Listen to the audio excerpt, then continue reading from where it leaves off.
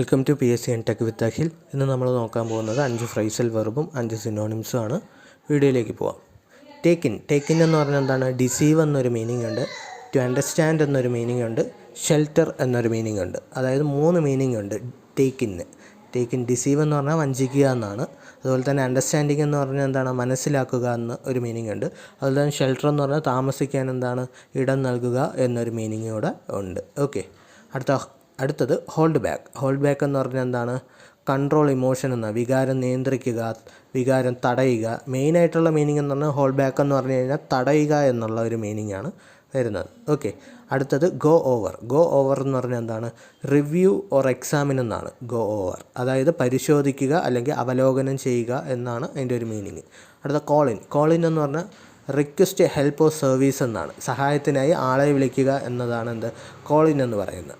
Okay, അടുത്ത wipe out എന്ന് പറഞ്ഞാൽ ഡെസ്ട്രോയ് കംപ്ലീറ്റ്ലി എന്നാണ്. അതായത് തകർക്കുക എന്നുള്ള മീനിങ്ങാണ് അതിൽ വരുന്നത്.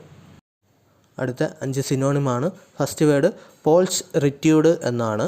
അതിൻ്റെ മീനിങ് എന്ന് പറയുന്നത് ഫിസിക്കൽ ബ്യൂട്ടി എന്നാണ്. അതായത് കഥ, കവിത, അതിൽ ഉള്ള എന്താണ്?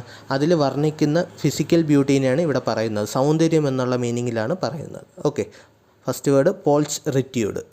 അടുത്ത രണ്ടാമത്തെ വേർഡ് വിസിസിറ്റ്യൂഡ് എന്ന് പറയുന്നത് എന്താണ്? A change of circumstances or fortune എന്നാണ്. നമ്മുടെ എന്താണ്? ജീവിതത്തിലെ സാഹചര്യങ്ങളും ദുഃഖങ്ങളും താഴ്ചകളെയാണ് എന്ത് പറയുന്നത്? വിസിസിറ്റ്യൂഡ് എന്നതുകൊണ്ട് ഉദ്ദേശിക്കുന്നത്. ഓക്കെ, അടുത്ത വേർഡ് എന്ന് പറയുന്നത് ഇൻട്രാൻസിജൻ്റ് എന്നാണ്. ഇൻട്രാൻസിജൻ്റ് എന്ന് പറഞ്ഞാൽ എന്താണ്? Refusing to change one's view or to agree എന്നാണ്. ഒരാളുടെ എന്താണ്? ഉറച്ച നിലപാടിനെയാണ് എന്ത്? ഇൻട്രാൻസിജൻ്റ് എന്ന് പറയുന്നത്. ഓക്കെ, അടുത്ത എന്താണ്? സൈക്കോഫാൻറ്റ് എന്ന് പറഞ്ഞു കഴിഞ്ഞാൽ ഫ്ലാറ്ററർ എന്നാണ് അതിൻ്റെ മീനിങ്. അതായത് ഒരു വലിയവനായ ഒരാളുടെ എന്താണ്? പ്രീതി പിടിച്ചു പറ്റുന്നതിനായിട്ട് അയാളെ എപ്പോഴും പുകഴ്ത്തുന്നു. ആവശ്യമില്ലാതെ അമിതമായിട്ട് അയാളെ അഭിനന്ദിക്കുന്നു, പുകഴ്ത്തുക. ഇതാണ് എന്ത്? സൈക്കോഫാൻറ്റ് അഥവാ ഫ്ലാറ്ററർ എന്ന് പറയുന്നത്. അടുത്തത് റിബർബേറ്റീവ് എന്ന് പറഞ്ഞാൽ അൺഅട്രാക്റ്റീവ് ഓർ ഒബ്ജക്ഷണബിൾ എന്നാണ്. അതായത് അസഹ്യമായ, വിഷമം ഉണർത്തുന്ന, അതായത് നമുക്ക് ആരെങ്കിലും ഒരു പെരുമാറ്റമോ അങ്ങനെ എന്തെങ്കിലും നമുക്ക് ദുഃഖം ഉണ്ടാക്കുന്നുവെങ്കിൽ അതിനെയാണ് റിബർബേറ്റീവ് എന്ന് പറയുന്നത്. Okay, thank you.